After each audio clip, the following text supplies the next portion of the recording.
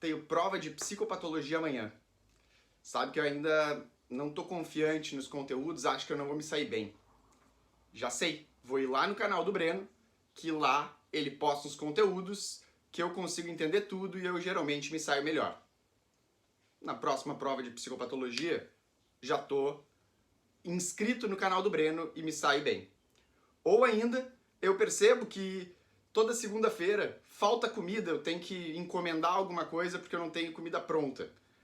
O que eu deveria fazer? Eu passo a me organizar no sábado, no domingo, para ter comida pronta para segunda e esse incidente não acontecer.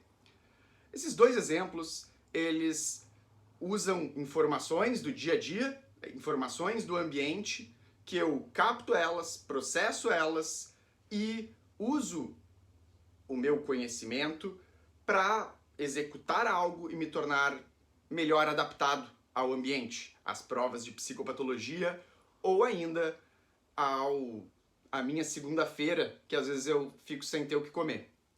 Para eu poder fazer isso, eu uso a minha inteligência. E todos nós temos inteligência. Vão ter diferenças nos níveis da inteligência de pessoa para pessoa. E isso, sim, é muito importante para a psicopatologia. E ela pode ser uma manifestação psicopatológica em alguns quadros, e em outros a gente vai ter que considerar a inteligência e o seu nível para poder avaliar também cada um daqueles quadros. Para a gente entender um pouquinho melhor sobre o que é a inteligência, as suas alterações e a sua importância na psicopatologia, segue aí que hoje eu vou falar sobre inteligência nas funções mentais. Eu sou o Breno, psicólogo, professor e pesquisador em psicologia, e essa é a série Saco Plinca PJ. Saco Plinca PJ, uma série didática sobre as funções mentais, o exame do estado mental e as principais alterações em psicopatologia. Uma série em episódios curtos, mesmo que sobre algo importante, sempre diretos e com direito a spin-offs.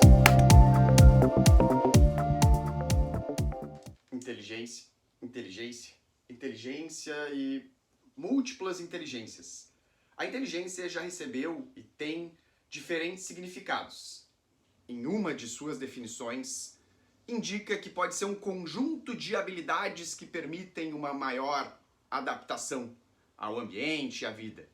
Algumas dessas habilidades a gente poderia dividir em lógica, entendimento, a capacidade de entender, o automonitoramento, eu prestar atenção em mim mesmo e perceber quando eu estou errando, a minha capacidade de aprendizagem mesmo, não só de entender, de extrair de lá o que está por detrás daquela abstração, mas também aprender, conseguir adquirir novas habilidades. O conhecimento emocional, de saber como eu estou me sentindo, como as outras pessoas estão se sentindo, entender o que é uma relação, reciprocidade. A solução de problemas. Segunda-feira não tenho que comer na hora do almoço. Será que domingo eu não posso deixar algo já preparado, congelado, para eu poder ter aquela refeição já pronta? O planejamento, eu me organizar, e também a criatividade, a gente buscar novas formas de talvez resolver situações ou buscar novas formas de conseguir aprender, ensinar e por aí vai. Então, uma das definições é de que a inteligência é um conjunto de habilidades que permitem uma maior adaptação do ser humano. Não só do ser humano, a inteligência já foi descrita em várias espécies, até plantas eventualmente.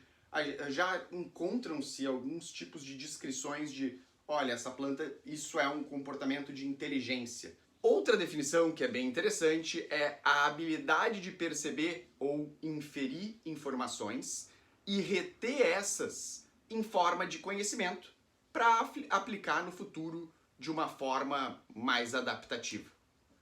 Ou seja, a gente está falando aqui da inteligência, aquela coisa que nos permite pegar as informações e usar elas para a gente ter um maior sucesso no nosso dia a dia, nas nossas atividades e no enfrentamento de obstáculos. Por muito tempo se entendeu que inteligência era uma única coisa. Entretanto, foram percebendo que não era só saber fazer cálculos que era inteligência, mas que também tinha habilidades motoras, habilidades musicais, habilidades verbais, emocionais, e com isso a gente começou a diferenciar a inteligência em múltiplos campos. Para evitar essa diversidade também tão plural, que seria a gente ter múltiplas e quase que infinitas se a gente fosse dividir em vários campos, a gente entende que inteligência se refere à adaptação. E do ponto de vista mais estruturado da adaptação, se dividiu em domínios a inteligência. A inteligência conceitual, a inteligência social e a inteligência prática. A inteligência conceitual faz parte do entendimento dos conceitos, de saber diferenciar as coisas, de saber conseguir se comunicar com uma linguagem prática, né? Ter desenvolvido a linguagem. O campo social diz respeito um pouco também à linguagem, mas principalmente a conseguir se comunicar de forma efetiva. Eu posso até saber falar, ler e tudo mais, conceitual, mas eu não consigo usar essas informações para me comunicar com terceiros de uma forma bem-sucedida, para exprimir o que eu quero, o que eu estou sentindo. Essa parte de conseguir se comunicar de uma forma mais organizada, mais bem-sucedida, que é a inteligência no domínio social.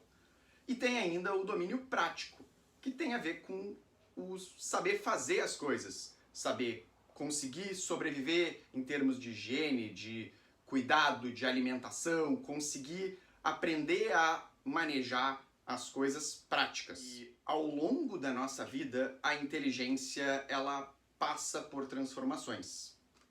Então, na infância, um bebê não vai ter a mesma inteligência que uma criança pequena, nem que um adolescente, nem que um adulto jovem e nem que um idoso. E a gente vai ver diferenças na inteligência em quase todos aqueles domínios que eu referi antes, o conceitual, o social e o prático, ao longo do desenvolvimento. E quando a gente fala inteligência e desenvolvimento, vocês que estudam psicologia provavelmente vão lembrar e vão pensar no Jean Piaget. O Jean Piaget, que sim, ele é um estudioso muito importante do campo da inteligência, e as ideias dele, embora muitas sejam teóricas e a gente não vai considerar elas amplamente, quando a gente estuda inteligência em psicopatologia, não é tão fundamental nós entendermos e lembrarmos das fases do desenvolvimento que o Jean Piaget propõe, mas uma das noções básicas que ele trouxe é sim importante e fundamental. A inteligência é uma função psíquica, tá? Ela é uma habilidade psíquica que, pode ser um pouco diversificado o seu conceito, mas diz respeito àquela habilidade da gente se adaptar, da gente conseguir usar as informações para ser melhor adaptado. O fazer isso é a inteligência. E o Jean Piaget falava que a inteligência ela se consolida e se constrói em função, essa função psíquica, ela se consolida e se constrói através de aspectos biológicos, como a genética, o desenvolvimento cerebral, o crescimento em si, e também aspectos socioculturais, que são aqueles aspectos ambientais, eu ter escolaridade, eu ter tido estímulo na minha infância. Esses dois grandes aspectos, que são, claro, dentro de cada uma dessas caixinhas tem um monte de coisa, ao interagirem, eles vão, aos poucos, solidificando a minha inteligência, que é uma função psicológica, por assim dizer, mas que ela exige a interação tanto do campo biológico quanto do campo social para se desenvolver. Assim, é biopsicossocial este fenômeno e o desenvolvimento dele.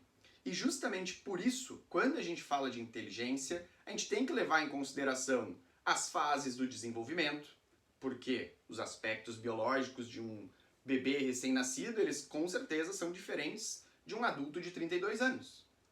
Logo, quando a gente pensa em inteligência, ela não é um momento único. A gente vai ter que considerar o desenvolvimento. A gente vai ter que considerar, eventualmente, aspectos socioculturais, ou seja, teve estímulo, não teve estímulo, se cresceu, foi criado num ambiente com uma linguagem muito diversificada, todos esses fatores podem contribuir para a apresentação da inteligência quando a gente está avaliando um paciente. Quando eu falo de avaliação, provavelmente vocês nesse momento vão se perguntar, mas como avaliar a inteligência? Não é difícil, não é complicado fazer isso? Pode ser, com certeza. Obviamente, quando a gente fala de avaliar, muitas pessoas já pensam em medidas. E sim, a inteligência ela pode ser medida com testes padronizados, como é o caso do VAIS, que é a escala Wechsler para adultos, o VISC para crianças e tantas outras escalas que, se forem padronizadas, normatizadas, vão favorecer lá o psicólogo que estiver aplicando, extrair numericamente um QI que vai considerar, e dependendo do teste, idade, escolaridade e outros fatores para fazer a correção. O valor do QI, de país para país, de cultura para cultura, em geral, os estudos psicométricos do teste, quando ele é validado e aceito por aquele país, ele vai ter uma faixa média. Mas a gente não avalia só através de instrumentos e testes padronizados. A gente também avalia através da observação clínica. Sim, a gente avalia através da observação clínica, que é a percepção do clínico, do psicólogo, do psiquiatra, do enfermeiro, da pessoa que estiver avaliando um paciente, a observação de que aquela pessoa que está na frente dela tem uma inteligência acima, abaixo ou na média, é sim uma medida válida na hora de a gente fazer um exame do estado mental, uma avaliação em psicopatologia. E é claro, quando a gente vai fazer esse processo de observação clínica, nós devemos levar em consideração os aspectos socioculturais, os aspectos biológicos, e então observar, considerando a média de pessoas que são pares daquela ali, com a mesma idade, cultura, oportunidades, se o nível intelectual ele está acima, na média ou abaixo. E já que eu estou falando justamente dessas flutuações, vamos falar de alterações da inteligência e pensem que a gente tem a nossa distribuição na população do nível intelectual, que no teste lá padronizado vai ser o QI, né, o coeficiente de inteligência. Teremos aquelas pessoas que vão estar com a inteligência abaixo da média, vão ser pessoas que não vão ter conseguido avançar na escola, pessoas que não vão ter conseguido viver sozinhas, desenvolver atividades sozinhas, um nível de independência, autonomia necessário ou até níveis mais profundos de comunicação. Vamos ter pessoas que vão ser acima da média também, que vão conseguir aprender de uma forma muito diferenciada. E a maior parte, em geral, vai estar com uma inteligência na média. Tem ainda algumas pessoas, alguns psicopatólogos, que classificam como inteligência limítrofe, uma fronteira que não chega a ser abaixo da média e nem na média, mas que pode representar aí um impacto na vida da pessoa. Só que como é que funciona? A gente tem essas 4 alterações, mas quando a gente vai reunir elas e avaliar e nomear, é importante que a gente considere 2 campos em especial. Um é o domínio. Se a gente consegue dizer que a pessoa tem inteligência acima, na média, ou limítrofe, ou abaixo da média, no domínio conceitual, ou no domínio social, ou no domínio prático, isso dá um valor muito grande à nossa avaliação, a uma diferenciação que vai facilitar um monte os processos que vão ocorrer posteriormente. Mas dizer o domínio é opcional, às vezes a gente não consegue diferenciar. O que não é tão opcional é indicar a forma de observação. Como que eu cheguei nessa conclusão? Pode ser que eu cheguei nessa conclusão, como eu já falei anteriormente, através da observação clínica. E a gente vai, na hora lá do exame do estado mental, botar a seguinte observação no campo da inteligência. inteligência clinicamente observada acima da média, ou na média, ou limítrofe, ou abaixo da média. Clinicamente, eu observei, eu fui conversando com a pessoa e vi que ela não tinha abstração, ela não conseguia entender as perguntas que eu fazia, ela teve um nível de escolaridade abaixo, e tudo isso não se justifica por outras questões do desenvolvimento ou ainda socioculturais claras. Ou seja, a pessoa ela não passou da segunda série. Poxa, mas não passou da segunda série porque precisou interromper os estudos para trabalhar. Não foi por uma falta de capacidade de aprender, de entender. Foi porque ela não avançou. Bom, nesse caso, a inteligência eu vou ter que considerar, considerando pessoas que têm inteligência na média e que abandonaram a escola na segunda série, essa pessoa que está aqui na minha frente, ela tem uma inteligência acima, abaixo, ou na média, ou ainda limítrofe. Então, clinicamente observado, é da minha observação, da observação do clínico que estiver lá. Mas, quando a gente descrever isso, inteligência clinicamente observada acima, abaixo, ou na média, ou limítrofe. Limítrofe é mais difícil da gente fazer no dia a dia, né? É importante que a gente bote, mas requer testagem formal, porque a gente está fazendo simplesmente a observação com a nossa percepção. Mas também a forma de observação pode ser através de testes formais. E nesse caso, a gente vai botar inteligência observada por teste formal, acima da média, abaixo da média, na média, enfim. Se tiver os dois, a gente vai colocar inteligência observada acima da média por teste formal, clinicamente observada acima da média e por teste formal. E assim a gente conclui as alterações. As alterações aqui, elas são basicamente acima da média, na média, limítrofe e abaixo da média. Bom, a essa altura, muito provavelmente, vocês já estão se perguntando, mas existem alterações da inteligência nos transtornos mentais? Sim. Não tenho nem dúvidas que o principal transtorno relacionado com alterações da inteligência está dentro dos transtornos do neurodesenvolvimento e são as deficiências intelectuais.